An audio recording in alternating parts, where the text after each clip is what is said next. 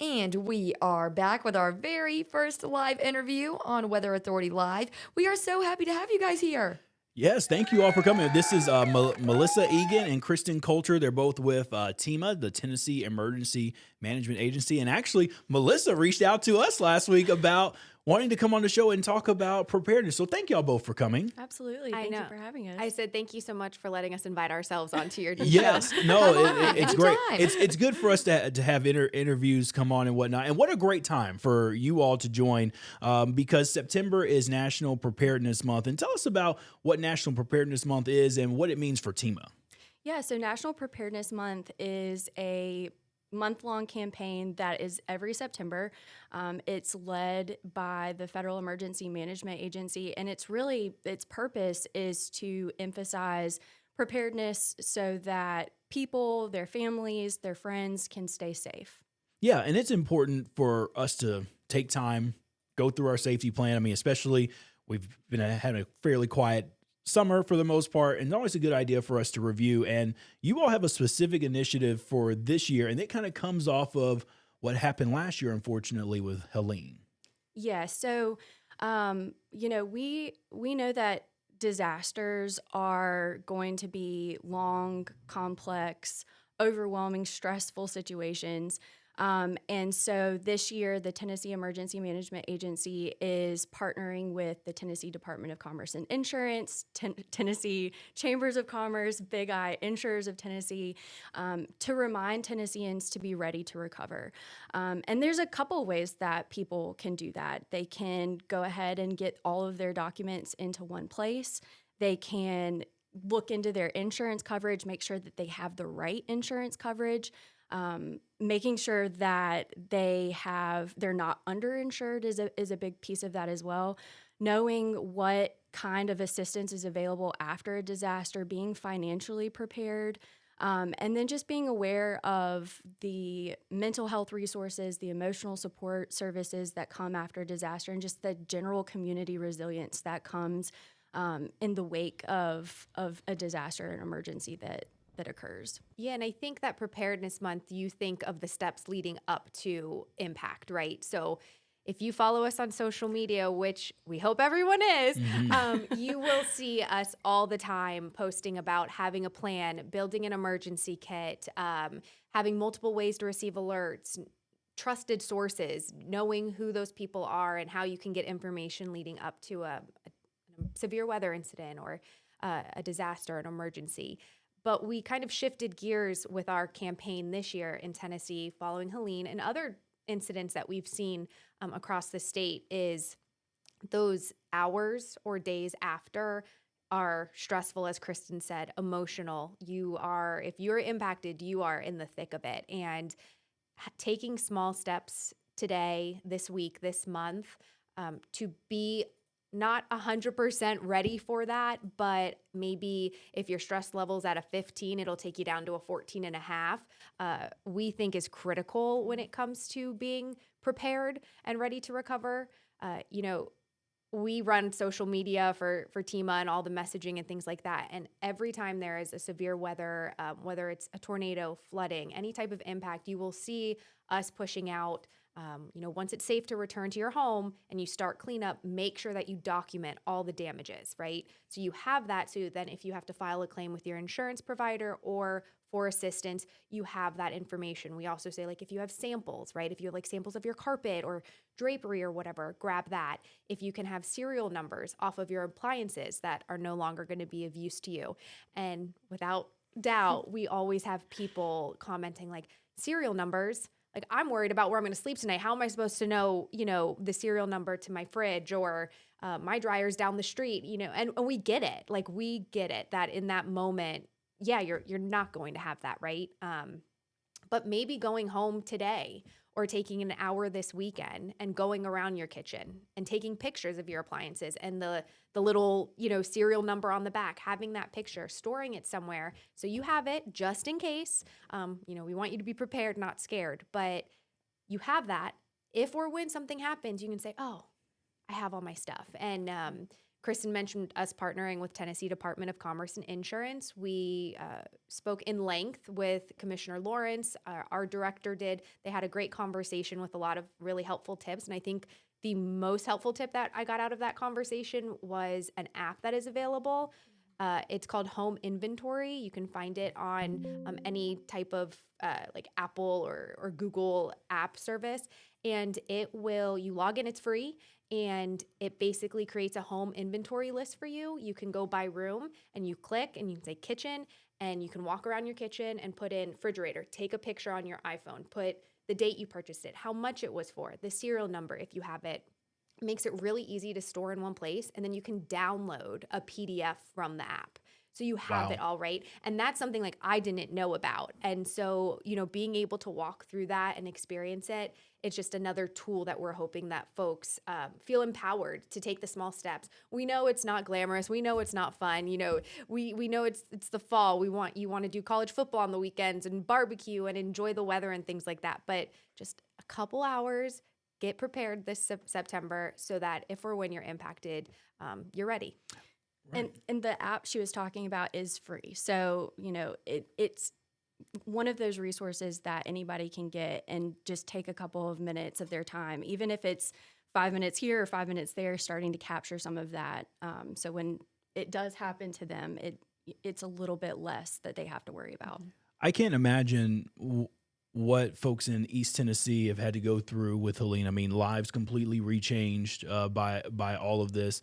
What has been some of y'all's conversation with residents there about these things that you all just mentioned?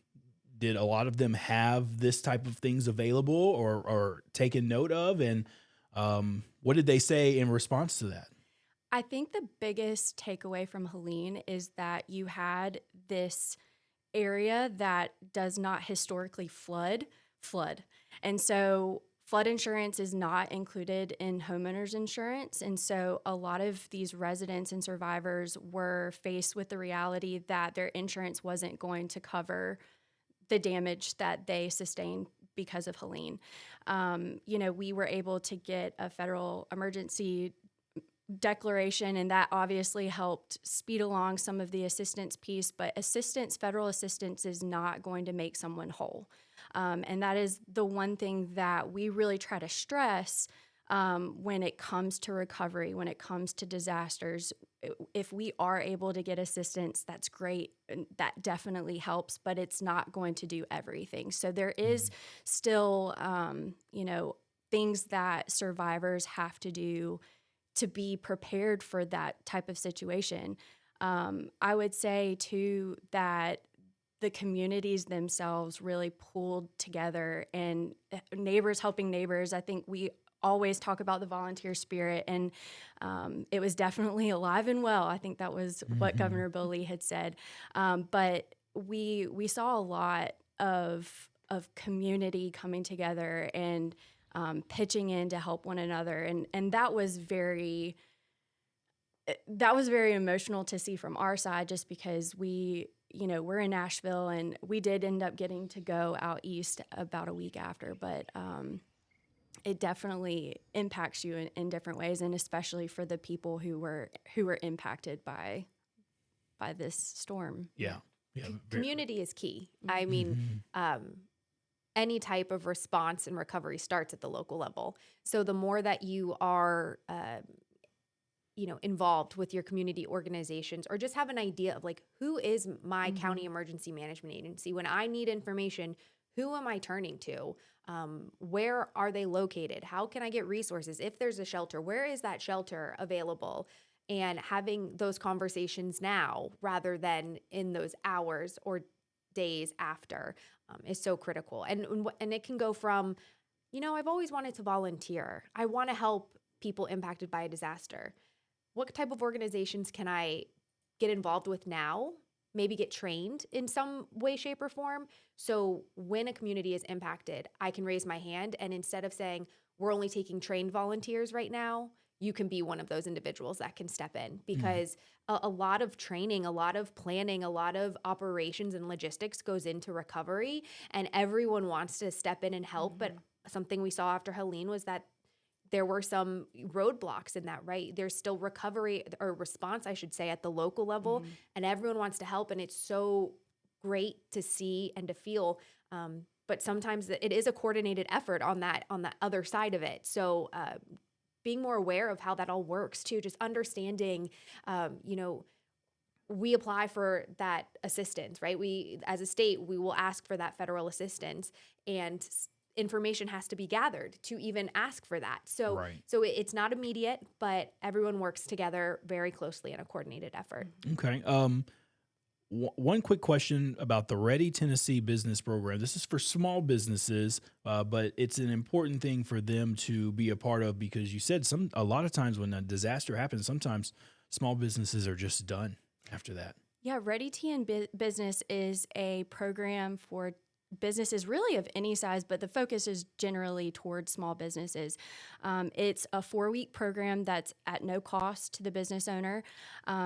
It is expected it will take about an hour a week, so spending 4 hours over the course of a month to pull together resources like a business continuity plan or having a risk assessment done. At the end of the 4 weeks, after completing all of the required documents and that kind of thing, a business can be certified Ready TN Business. And the hope is that we can then capture that information to be able to support them if a disaster happens. We can communicate with them pretty quickly, immediately, but also send out communications ahead of severe weather if we are expecting it to hit a particular area. Okay, that's really good. All right, let's get to the last thing. We just have a couple minutes left, but Tune It Tuesday. This is an exciting thing. We are excited. Yes, please share. Please share about Tune It Tuesday, because I think this is something that anyone can be a part of. Yeah, so Tune It Tuesday is a coordinated effort. Tennessee Emergency Management Agency, our great partners at Lowe's, as well as Tennessee Valley Authority, and all of our local emergency management agencies that have the capacity to participate this year. Basically, we're calling it Tennessee's Weather Radio Programming Day from 4 to 7 on Tuesday, September 23rd, so a week.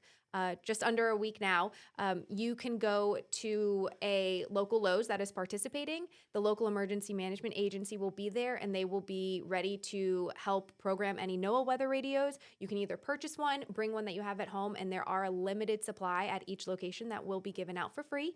But we are really excited about this. You know, weather radios are a life-saving tool, and many people have other type of technology these days, but those will work as long as they are programmed and powered or have that backup battery. If the power goes out, battery will help them. And we often see people or encourage people to get a NOAA weather radio, but it doesn't do anything if it's just sitting at home in a box. So we're hopeful that this will really get community members out and also just build that community that we keep harping on of being better prepared this Preparedness Month. And you'll have several there. It's in several counties. It's not in all of our 95 counties, but it's in several counties across the state and a lot in Middle Tennessee. We have 22 locations that are participating across the state. Yes, there are several in Middle Tennessee, which is really exciting. And, we hope for this program to grow. We don't think it's a one-time thing, but we have about 24 agencies that are either at their own location or partnering and sharing a location to serve their community members the best they can. Okay. All right. Sounds good. I think the biggest thing here to take away, and we really appreciate y'all's time, is that this is the time to prepare. So while you're watching college football on News 2, just take a moment and it's called the Home Appliance app, Home Inventory app. Yep. Home Inventory app. And just go around and start taking different commercial pictures. Break. Yeah. Get off the couch at the commercial break, take some pictures, and sit back get down. moving. Get moving exactly. and exercise a little bit. Yeah. No, I think this is really helpful. I mean, Helene, I think, taught all of us in the state a whole lot. Even our neighbors in North Carolina and South Carolina had a significant impact on this as well. And so this is a very important thing for us to do. I think the emergency preparedness kits, it's going to be different for everyone. Everybody's emergency kit is going to be absolutely different because it depends upon your family setup and what you need. So for us, we really don't need a whole lot, but I think one common thing is that you want to have snacks, you want to have documents in there. You really want to have your documents in there because those are things that can just be destroyed with just a little bit of water. It doesn't take much. Yeah. doesn't take much at all. All right. Well, thank you all so much. Melissa Egan and Kristin Coulter from TEMA. We really appreciate y'all's time. Yes, it is great to have you all. Shelby, I think this is some really insightful information and a way to get our viewers involved. And we're going to have these locations over at our website a little bit later on at WKRN.com.